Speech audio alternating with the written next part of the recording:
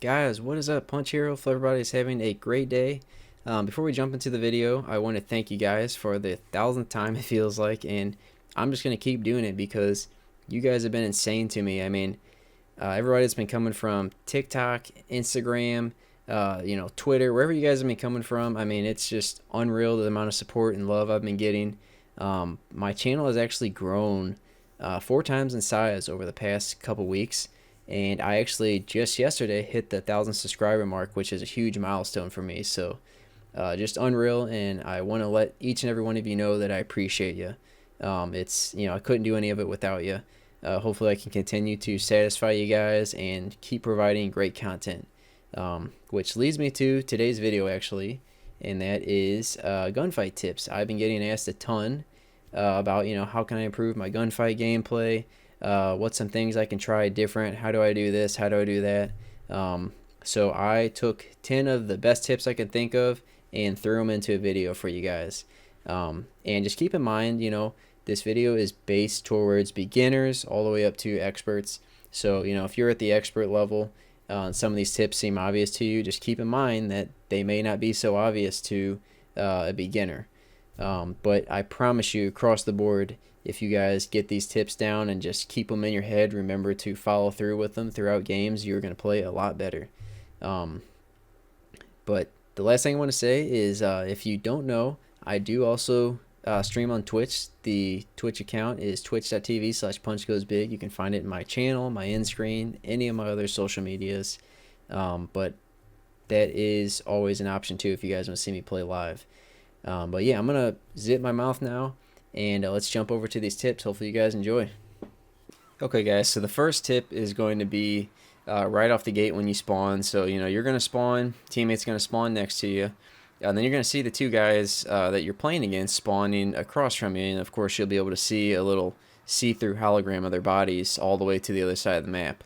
And what a lot of people do is when they actually start, they're not watching the cross at all. They're just turning this way. They're kind of picking a destination where they want to go, and as soon as it starts, they're just running. And they're completely ignoring this cross and this cross. And keep in mind, this is on docks, this goes for just about any map. But they're not watching the cross. And so what happens is they're sprinting over here, and the enemy might be watching the cross. So you're sprinting over here, mindlessly. This guy's seen you here, so he's already going to be setting up for a play. He might be pushing down your mid, to shoot you in the back. So a big thing is watching the cross, So you spawn, it might just be aiming this side, and then you tell your teammate, hey, watch this side of the cross. But that's big because players that don't watch the cross, you're going to have the advantage on all of them. Just being able to peek over, see where they're at, and be able to know their play. You might see one go up this side of the stairs, you might see this one run straight up to this side. So guess what, middle's wide open, you can creep your way through, push up behind them. And to add to that, there's certain times when taking a shot, it's almost never a bad idea to take a shot. So kind of assess what guns you spawn with. So I have a sniper rifle and I have a Bison. If it's me, I'm going to go for the quick peek and try and pop somebody off in this little space here with the sniper. But if you're not confident in your shot, you might jump over this way and just take a couple of shots at the guy, because any bit of damage helps. When you're up on damage, they have to push you, so that's a big one to remember is, watching the cross first off, and then possibly taking a shot, which is almost never a bad idea. Because it's a lot of people think that gunfight is just, oh, there's just two people, you go kill them. But at the end of the day, and especially in the competitive world, when you guys watch me play, it's a big mind game. You're outsmarting your teammates, and that's how you're winning the game. So yeah, watching the cross and taking shots, when available. And you just got to keep in mind they might be watching the cross too, so you got to be prepared for both sides of it. But right away, that's a big one I don't see a lot of people do. So put that one in your books. Okay, so tip 2 for you guys is use the in-game physics to your advantage. Don't listen to what the community has to say about drop shotting or jumping, sliding. use the in-game physics to your advantage, especially drop shotting and jump shotting. I mean, those two are major. You don't realize, you know, say there's a guy laying on the flag right here, and you come around the corner and jump, he might be laying down. If you jump, he's got, you know what I mean, he has to raise his cursor all the way up. It's the same with drop shotting. If you're shooting somebody and you drop, when they're over here looking at you, they're going to temporarily be spraying in the middle here while you dropped all the way down here and you're shooting them. So, I mean, these physics are in the game. They're for you to use. Do not listen to the toxic community about you have no skill if you know what I mean. Just ignore all of it. It's in the game for a reason. Even spraying from a hip fire. If you slide, you can come around a corner and, you know, be hip firing somebody while sliding. That's another big one, you know, especially if they're on the flight. You come around the corner, spray at them. You know, go into a lobby, throw some bots on, and practice this stuff. You know, drop shotting, it might take a little bit to get used to. Jump shotting, you know, probably won't come too hard for you, but it's just keeping your aim as you jump. And then, of course, sliding. I mean, if you know somebody's sitting right here, slide around the corner and shoot at them. It's, like I said, it's in the game for a reason, and it's only going to help you. Okay, third tip for you guys is use aim walking and crouch walking to your advantage. You know, these are small maps. Gunfights are all small maps. People have, you know, Astros just like me. They might have Sennheisers, Turtle Beaches. Everybody's got a crazy headset these days. And the difference in running versus crouching or aim walking is night and day. I mean, I can just give you an example here. So I'm going to crouch walk on the wood. You know, you can kind of hear pitter patter, but when you just straight run at it, you know, it sounds like you're basically stomping on the wood. So be sure that, you know, when you're making a play, you are crouch walking, or I like to aim walk more because then you're aim down ready to go, but that's going to prevent you from getting sound hoarded by enemies that are, you know, could be sitting all the way over here, but they're going to be able to hear you if you're stomping on wood versus, you know, come aim walked over here and preparing for them. So get used to that. It might be weird for you at first to aim walk or crouch walk in this, but again, the maps are just too small after a period of time to sprint. You know, it's one thing if you spawn and then, you know, you sprint over here and make a play into the building and then you crouch walk, but you don't want to just be sprinting around, you know, looking through here, run back over here, check this way.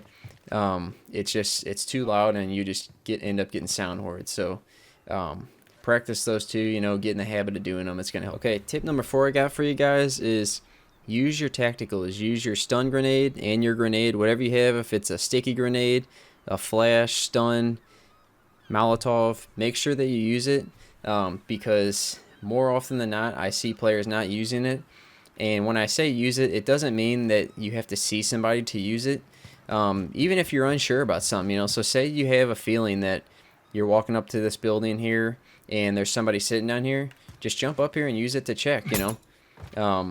It's going to help you out in the long run because if a stun or a flash hits somebody, it's going to do 1 damage on them, so you're going to be ahead on damage even if nobody's taking damage yet. And also, I mean, it's just going to waste if you don't use it, especially grenades. And not just the obvious ones. So if you know a guy's behind here, cook the grenade, you know, throw it and nail him. But you don't always just have to use it on people.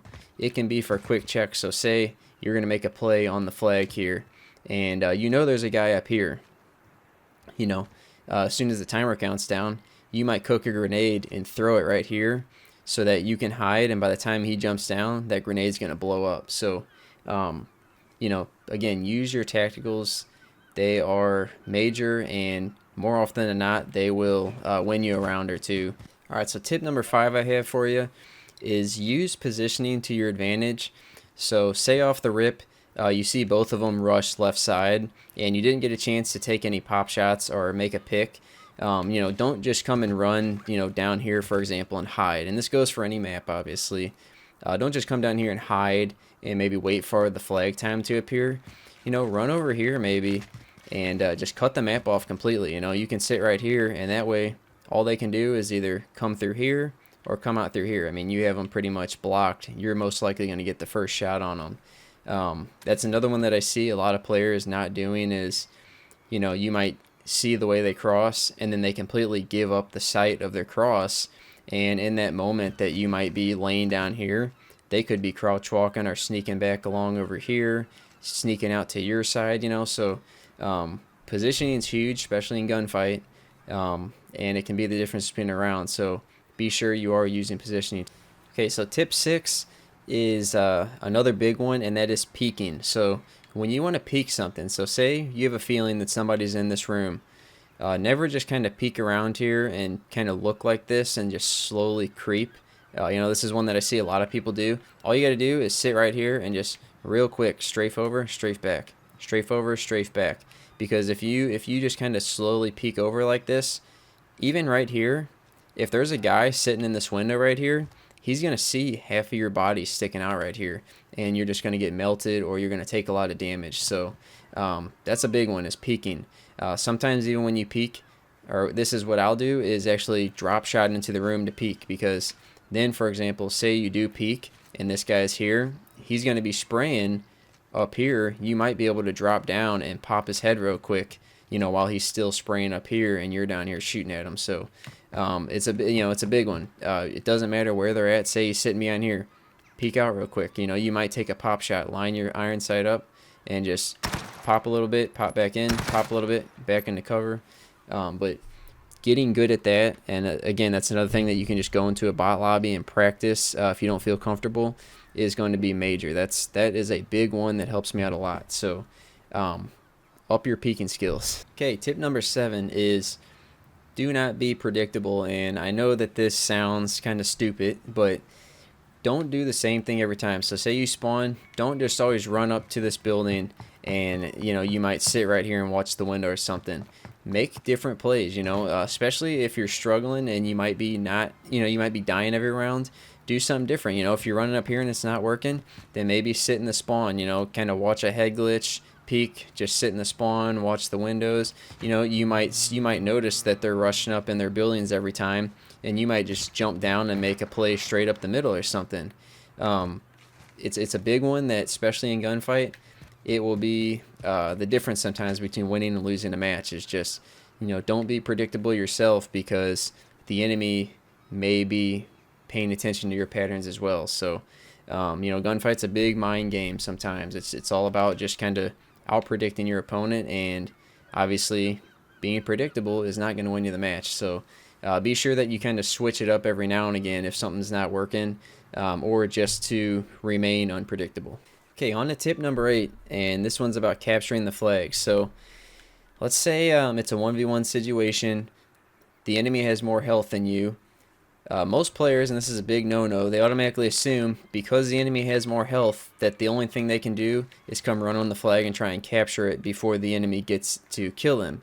And you'll be amazed the amount of times that you can actually figure out where the enemy is instead of going for the flag cap. So, you know, say you have less health, he's got more health. You just got to think, okay, what spots can he be watching the flag from to see me? And instead of actually going on the flag, you might throw a grenade or something just to juke him out for a minute, and you might catch him looking, you know, watching behind here, you know, he might be up here, and you can just take the quick opportunity to kill him and end the round.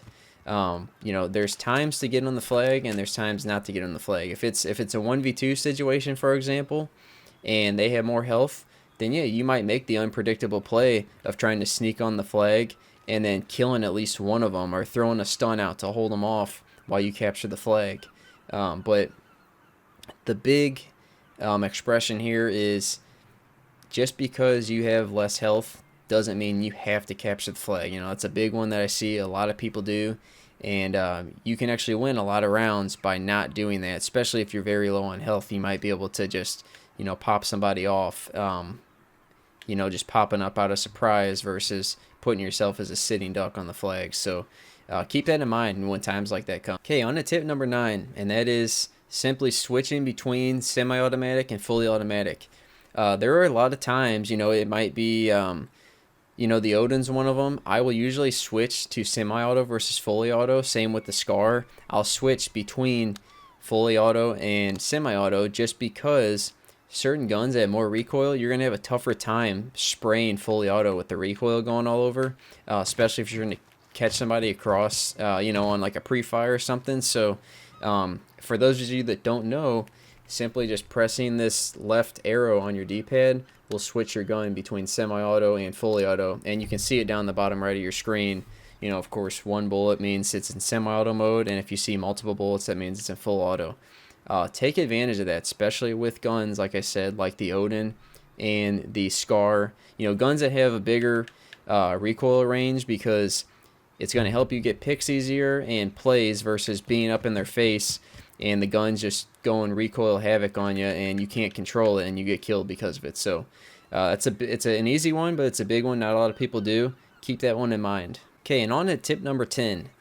This one you guys have seen me do a decent amount of times on my TikTok, and it's not actually a joke. It actually does work, and that is making distractions. So let's say you have a hunch that there might be a guy laying down up here. You may come to the middle and just spray a couple times and then just watch.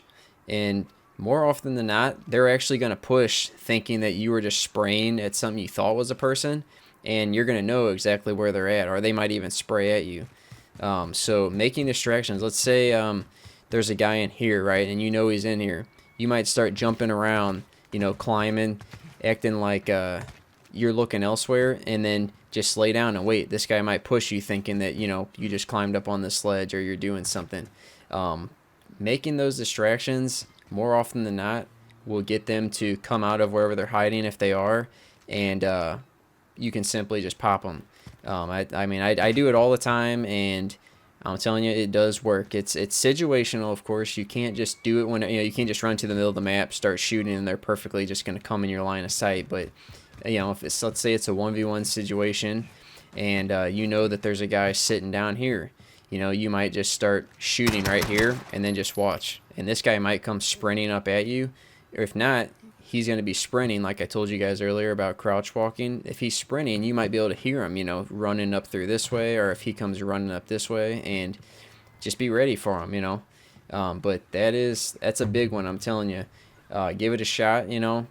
Test it, practice it. It does work, as long as you're using it in the right situations.